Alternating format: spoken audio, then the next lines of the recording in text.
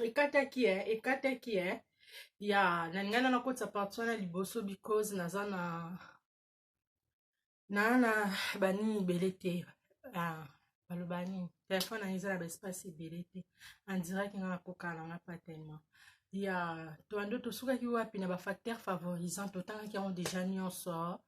oyo nalobaki eza mpe kaka bacause nde na yebisa bino eza bacause ya epilepsie toza mpe na maladi mosusu tobengaka maladi clérose. Clérose eza maladie ya peau etouchaka mpe système nerveux oui etouchaka mpe cerveau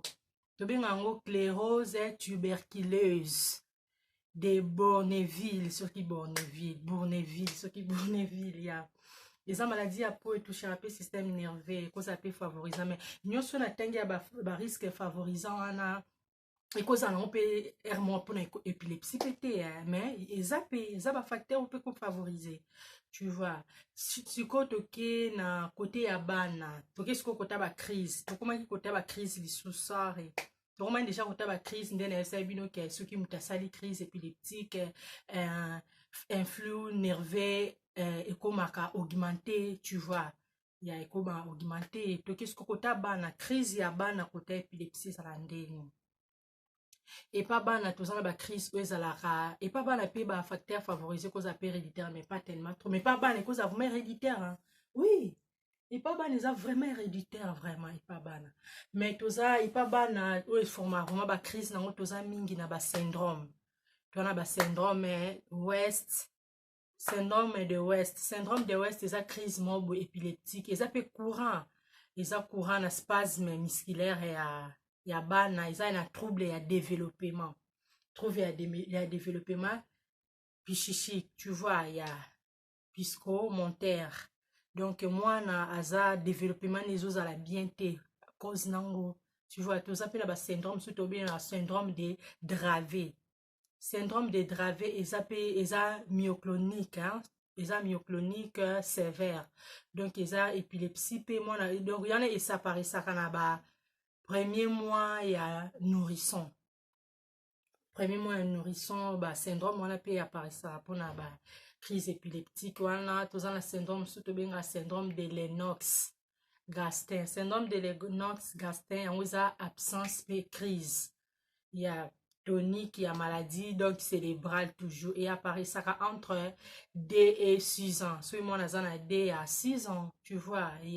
yango siko eralentisaka développement ya mwana mpe eprovokaka batrouble ya comportement mental retard mental omona mwana soki aza na retard mental okoyeba vraiment bamama bayebi biso toboti te donc toyebi vraiment te mais bamama bayebi neti banatali la quinoise mundele ye ayebi kwa ya neti barita isesa ayebi mama na josephina mama na daira ira bango bayebi bamama josé bakoko kwa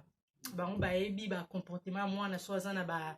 age wana ndeni apesa ekoma trouble akomi na baretard mental okoyeba deja ya toza lisusu na bamaladi donc toza na banini ebele bacrise wana eza tellement ebele mpe bacrise yango eyaka d'une façon d'une autre donc ezodépendre na mutu mpe na ndenge mpe ya mutu bacrise wana mpe edépendaka sikoyo mpo oyeba ke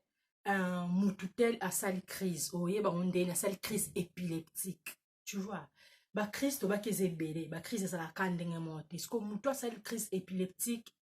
okoyeba ngo ndenge nini oyeba ngo omona forme ne changer soit akomotala yo akomofixe yo d'une façon donc ocomprendre te donc afixe yo regard ko omona akomi kanda akomi nerveux akomi kanda donc colère akomi paniqué akoma paniqué voilà ce que conscience ekomo ki masore akomi na inconscience conscience ekomi siko kokima apres bamoko mosala crise wana siko bamisusu basantaka inga asala crise na ye basanta yango soki alingi so asentir ke ndenge nasala crise na nga nakomosentir mwa fièvre nakomosentir mwa trouble mwa bien te aotala bato lolenge akosala nini akokende bamona mbeto ne asalonge mpo crise wana ere ezwa ye azoka te bamouvement ezala vraiment ndenge te tu vois bamisusu mpe ayebaka te tu vois ce que ba crise wana ere salema ndenge okosala po crise wana esila crise ya épilepsie donc kotouche te kotia eloko na monoko te kosimba ye te eloko yo osala odesere ye elamba so ezalaki sere odesere yango longoli babiloko eza pembeni wana parce que kozokisa ye tu vois après ere azosala crise na wana ozotala durée crise wana esali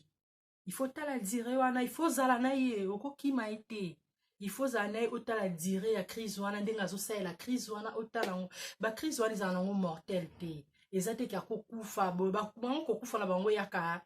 d'une manière mpe koya nango briske ekoya mpe peut-être na se apongi akufi na ye mpe na se apongi mais na ere aosala bacrise wana eza vraiment rare mpona libo eza vraiment rare alobaki eza 10 soit azali diabétique azali na problème moko boye déjà tu vois ya eza vraiment rare tu vois wana tolobi ere azosala bacrise na ye tu vois ozokonte dire ya crise wana ezosalema parce que ere azongaka mpe mezongamba mo te mpe mezongambala mo te conscience ezongambala mo te yaka malembe omona conscience ekomi oya pema mpe ekomi koya sikoyo toke na diagnostic mpona odiagnostike mutu mpo olobaki aza épileptique parce que tolobaki eza na bacrise ebele moto akosala eza mpe dia épilepsie te siko mpona odiagnostike ke motu wana aza épileptique médecin mpona diagnostike akosala nini soki maladi ayepa na ye médecin eloko ya liboso akosala akotala nanu comportement ya maladi ere azosala na maladi akotala comportement na ye avant tindeli baexamen oyo akokende kosala atali comportement malade médecin akotala lisusu signe ya baantécédents médicaux tu vois médecin akotala yango lisusu apres akokomela ye sikoyo baexamen oyo akokende kosala baexamen soit baparani bakosala kwa soki aza mwana mokie mpo bana misusu ya neti ya de 5 à 7 ans tu vois etouchaka mingi bafillette de 7 à 5 ans pardon de 5 à 7 ans etouchaka mingi bafillette tu vois wana tobenga yango épilepsie absent tu vois ekendaka nango kosila esila nango ere akomi mokolo ere akomi ado to ere akomi adulte ekendaka nango kosila siko na diagnostic ya médecin kokoma baexamen oyo maladi fo asala alors banda liboso na examen ya neurologie examen neurologique eza nini examen neurologique eza mpo baétudie fonctionnement mental ya malade tu vois yango baotinda asala examen wana médecin akotinda lisusu asala analyse du sang alors sala analyse du sang mpo bavérifie vraiment basigne oyo eza infecté na kati ya banutriment na ye tout consort mambo ebele bamutation ya génétique aussi na baaffection mosusu donc oyo eza associé di na contamination soit ya bainfection to nini tu vois ya akosala lisusu électroencéphalogramme place tobaki na encéphalé méninge tu vois ya donc électroencéphalogramme yango eza courant yango nde vraiment eza au médecin akosala vraiment place akose base vraiment tomona tobenga yango mpe électrode donc eza nini médecin akosala nini na cuir chevelure médecin akotia appareil moko tobenga électrode appareil wana akotia ngo na cuir chevelure ya maladi yango nde sikoyo enregistraka activité nyonso électrique ya cerveau donc ere akotisa tie appareil wana na kati ya cuir chevelure appareil wana nde koenregistre activité ya cerveau ndenge esalemaka électrique nde tolobaki ya cerveau tu vois après akosenga asala lisusu scanner akosala lisusu scanner après asala lisusu tomographe eza barayon x bato ya labo bato bayebi yango très bien eza kaka banini oyo bautilisaka par rayon x tu vois wana sikoyo eza na imagerie wana moto asala na radiologie ye nde akosala yango mpo badétecte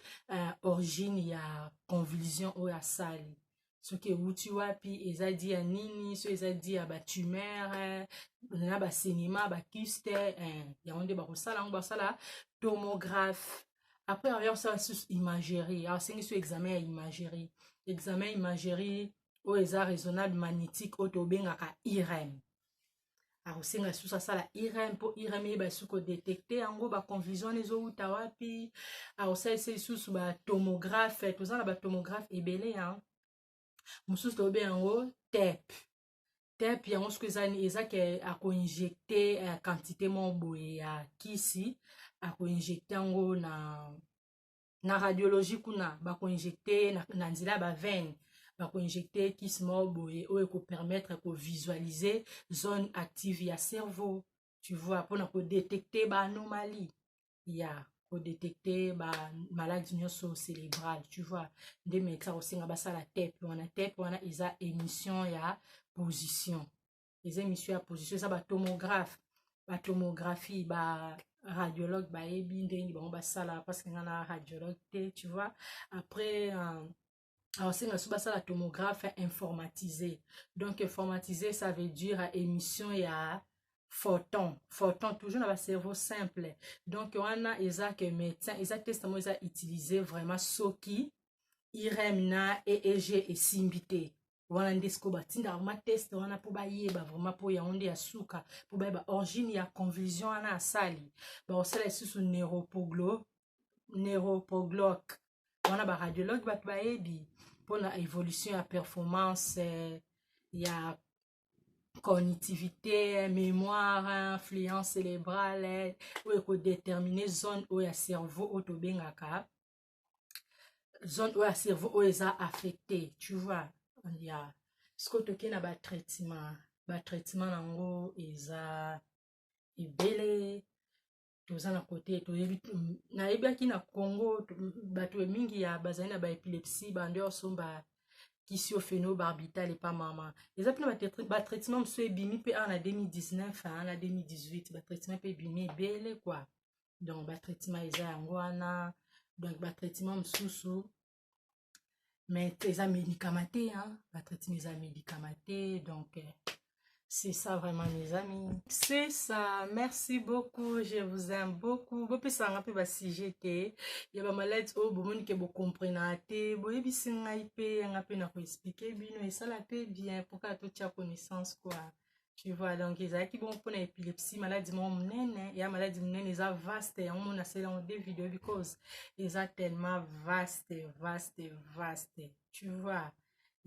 donc faut surveiller bato wana épilepsie très bien. so omoni kaka azotalo miso etikali kaka ofungwama otalo keba alingi asala crise wana. après oyo kolanda toyeba siko ndenge nini bagroupe sanguin na biso, toyeba